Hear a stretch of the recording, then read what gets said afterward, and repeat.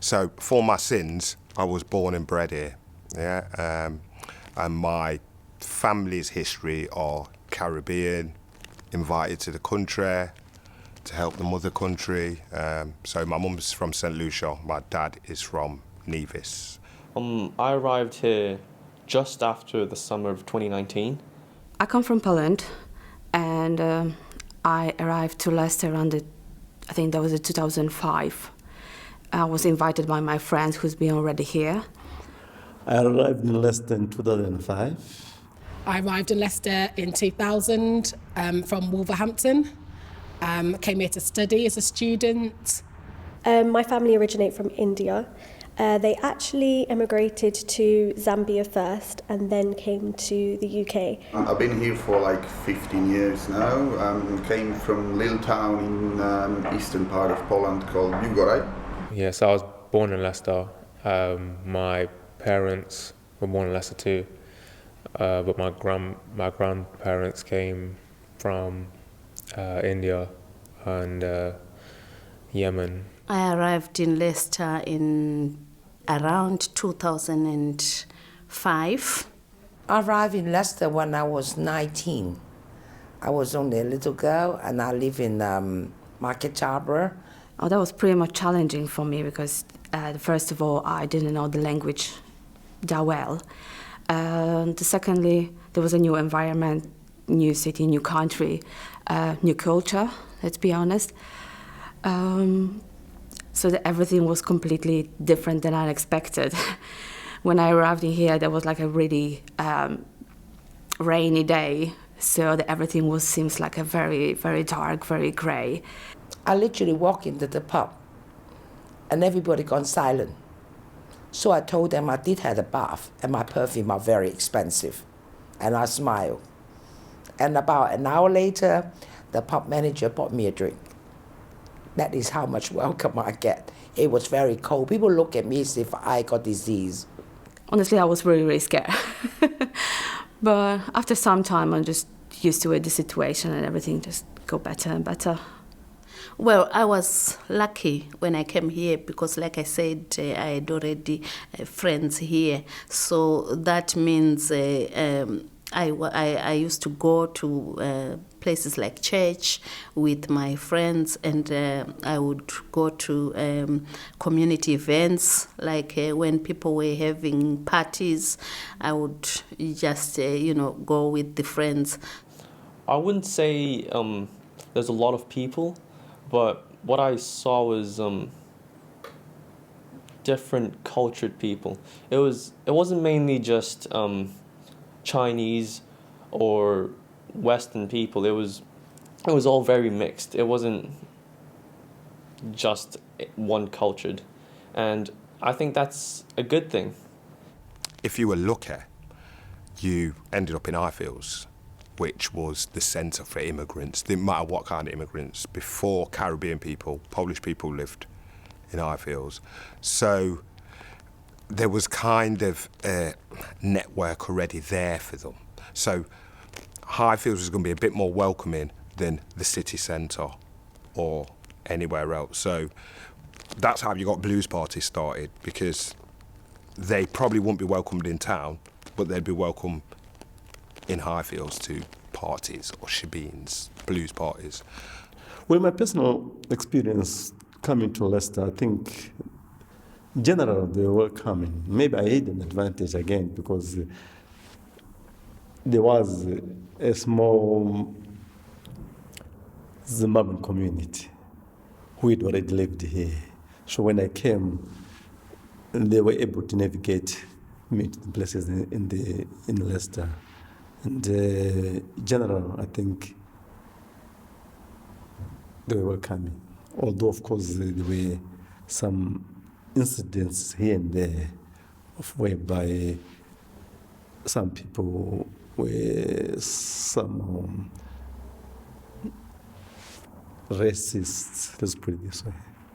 I personally never had a problem with people not accepting me, but there was, I've heard about things like, oh, Paul's coming over here, taking our jobs, but it's just a common thing. Whoever's going to come is going to get it.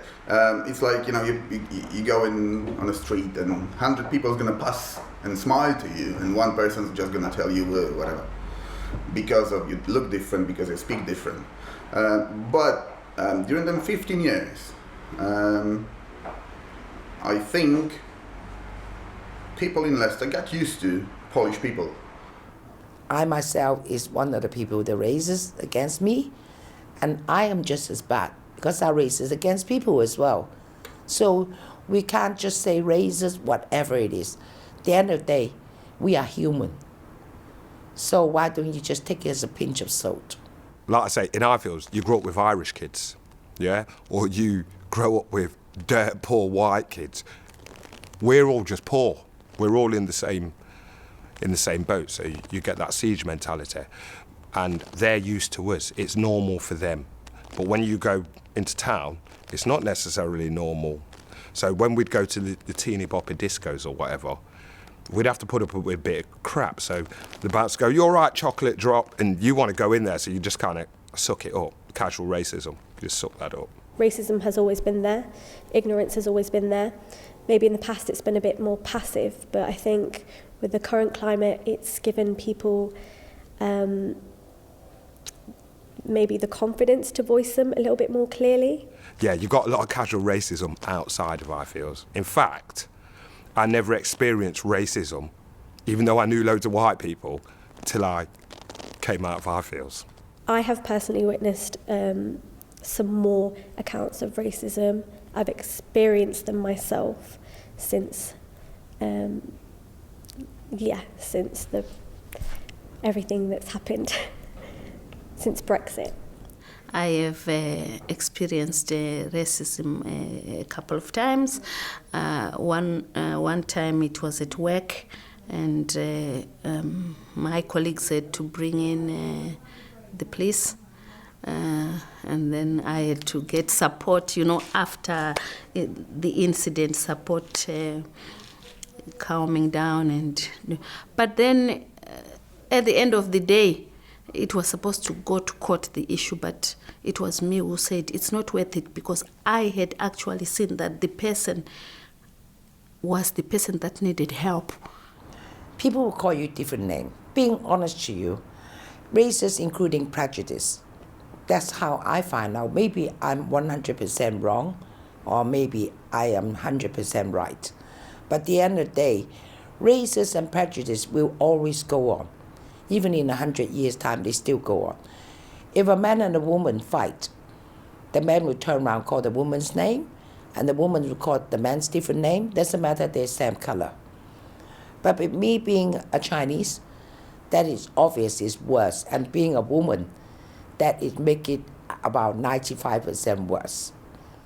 For me, when we talk of racism, what hits me the most is institutional racism, and that racism that is done by people who exactly know what they are doing, and they don't put it out there. It's I would want to call it covert racism. That is what I hate. I was standing on the street once and having a smoke after I had a drink. Somebody went past me. I can't say what they say. And I'm just as bad. I fight back. Whatever name he called me about the color of my skin and about me being a woman, the language obviously is not very pleasant. I look at him straight to the face and I call him exactly the same, different name, because he's white and he's a male. So use your imagination what I answer back. And then he pushed me into the corner. He just said, "Get back to your own country." I said, "Unfortunately, this is Leicester. That's where I live." Institutional racism, of course, it validates or it encourages people, those individuals, because if it were only individuals, honestly, it wouldn't go far. It wouldn't sustain, because the institutions would try to stamp down on it, like what the schools do these days. At my grandson's school, if somebody is being racist to another child, they will actually call the parent of the child who is being racist, the parent of the child who is on the receiving side. And, both sides, they will actually try to work together and help, So it's just about understanding. And you will see that in those places where the institutions try to help and try to stamp it out, it works. But when the institutions do things that encourage racism or do things that people act in a racist way and they get away with it, or people who try to report racism get backlash, things like that, then it doesn't help. And you will see that if we allow those things to happen, when we say racism, it's not just one way. We can have people say, if you go to Zimbabwe, and then you could be on the receiving side of racism. People just think that it's one-sided. No, it's not. And we shouldn't allow whatever color, to be racist to another color. You see, we should just be people. It's the blood that we have. It's the same blood. Because there's now a greater population of immigrants, it has made it more welcoming. I think that over time, people sort of slowly begin to accept, because at first I think it's a fear of the unknown, fear of difference, and over time, through small interactions, I guess that would have changed. Leicester is a kind of a town you have to get used to different cultures, because in your area, your neighbors can be from Jamaica, can be from Russia, can be from America, can be from everywhere. So whether you want it or not, and whether you even think about it or not, you're gonna have to accept it. Depending on what your point of view is, some people say it's more multicultural now. But for me, I think it's less multicultural. It depends what your definition of multicultural is. If your definition is that we all use the city centre, highly multicultural. But in terms of whether we actually mix with each other, I'm not sure it's that multicultural anymore, because it's been carved up on the lines of religion and race and whatever. So, like I said to you, when I was growing up, you got put wherever you got, or we had a skating rink, Granby Halls. There wouldn't be special nights for different groups. If you wanted to go skating, you went, and you had to just go mix with whoever, where I find now there's profit to be made in segregation. So I can apply for a fund for a specific group to do skating. Yeah, and it's more likely to get that funding than everybody going to do that thing. So, yeah, box ticking, more multicultural. Really not sure. I think it's probably gone backwards.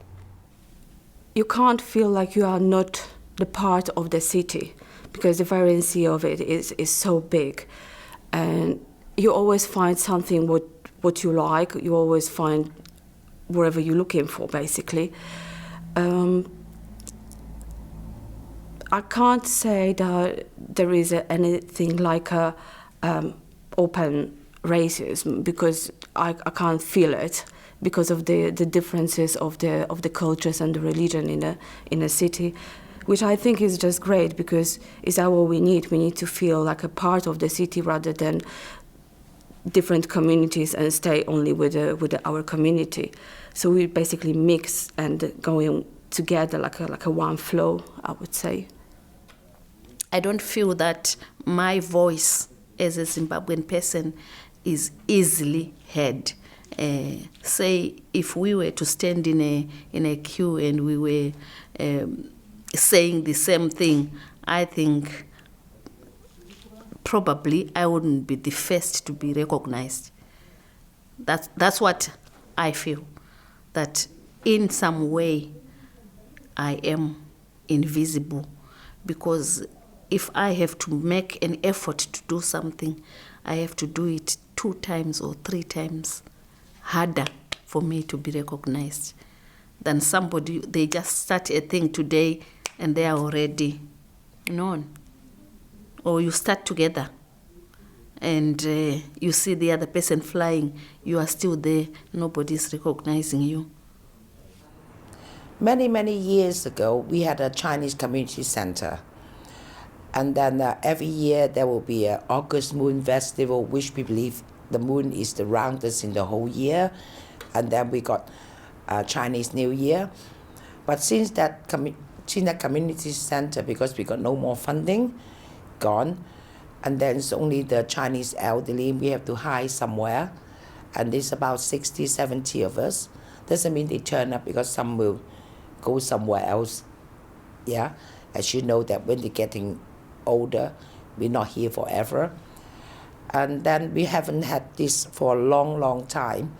I guess it's a case of like in a country where you are the minority, if you can be in an area and feel comfortable, you can look around and see things that represent your childhood and your ethnicity and your culture, and you feel like you have moved from somewhere where you may have felt comfortable to somewhere else where you don't know anyone but still feel the same kind of warmth from that community. And it's not like I'm thinking about, oh, he's from India, so I got another one. It's more likely whether he's a nice person I want to have a drink with him or not.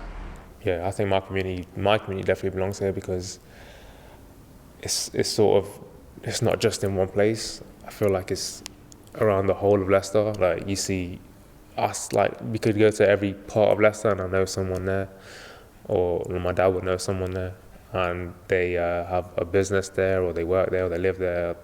Yeah, I know people in schools, like, everywhere, and I feel like there's people of my community that have hands in every part of Leicester. No, no, we're not.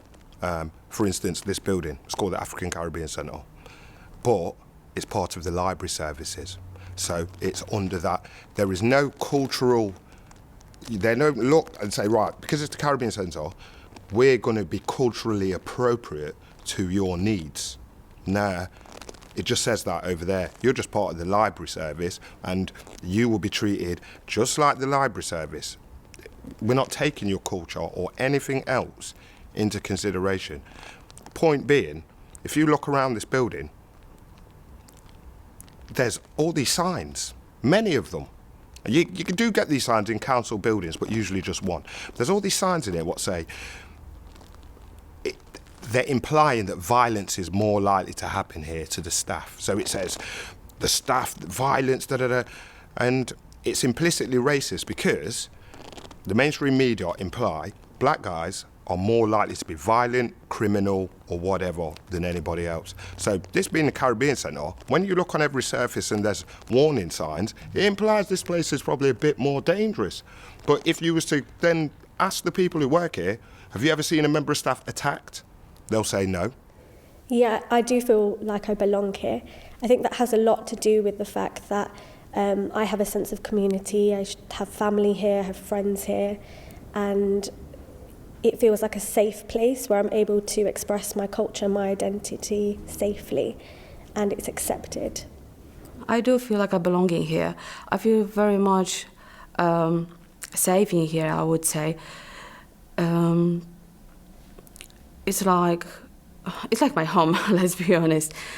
It's not only because of my family is here and I've been here for a long time. It's an environment, it's the people around me who just basically makes me feel welcome, makes me feel that like I'm a part of the community and I can do the lots of things which I wasn't able, for example, to do in my country. I can develop myself.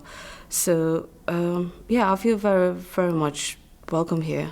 Everywhere we go, we're seen a certain way. So this being the African Caribbean Centre, this should be an oasis. When we come in here, we shouldn't feel the same pressures, but we do, because there is no cultural sensitivity, yeah, to who we are. It's like, tick a box, it's Caribbean Centre. I personally think that we should look at inclusion not as a way of saying you change your culture. I mean, we should celebrate different cultures, and it's good, it's important. I am Zimbabwean, and that's who I am. That's what's in my blood, and you are you. But together we can work together and be stronger and be happy. Having a lot of people from various communities, Asian community, black community, white community, Chinese community, it makes a community of sort of a melting pot, and a community of whereby they become a community with one voice from different nationalities.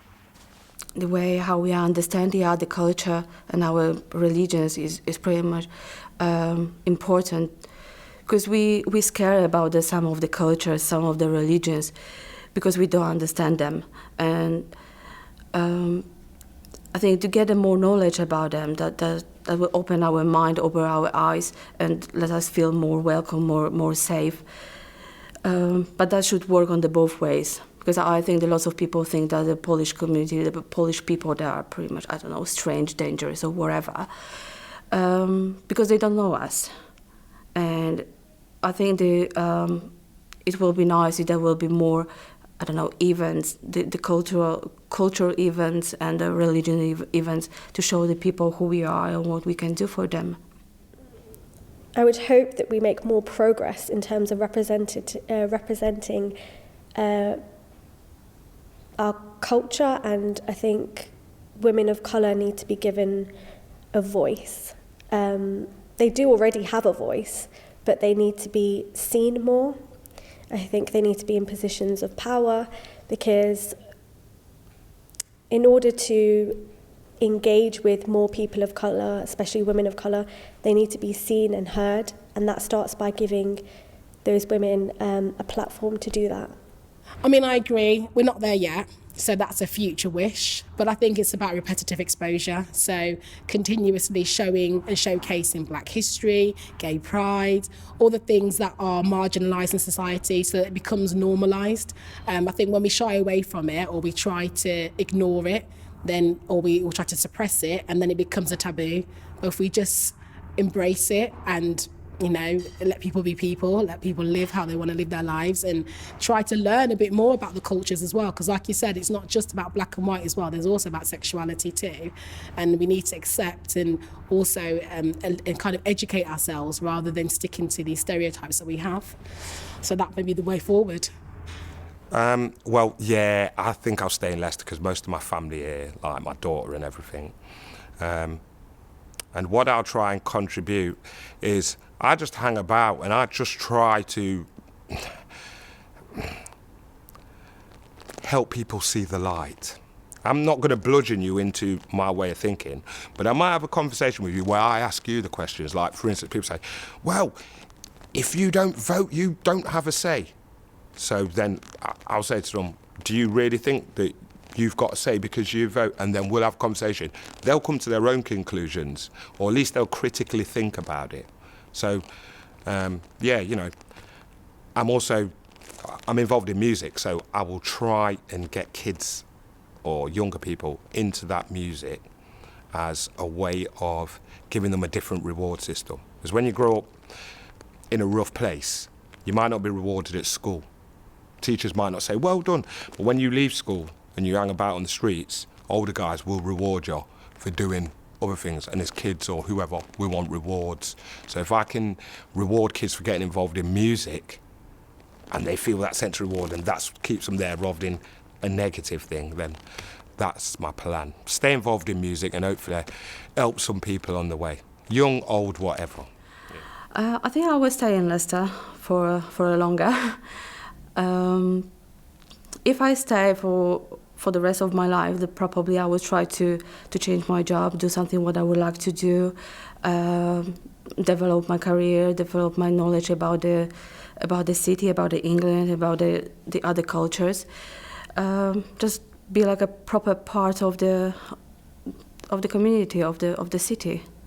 I think my hope for the future is to unite and have a common, let's say, cause or a common enemy, which is poverty. In the future, I hope people love each other. That's my dream. Just love each other and help each other. And you got a pair of hands, stick them out whenever people need it. It doesn't matter. Like there's a lot of homeless people. Sometimes I go without and give it to them. Why? Because I will have a different meal tomorrow. Will they have a meal tomorrow? No. So put your hands out. Help whatever need help. Doesn't matter what color they are. Doesn't matter what they are. And doesn't matter what races they are neither. Just be yourself and have a heart.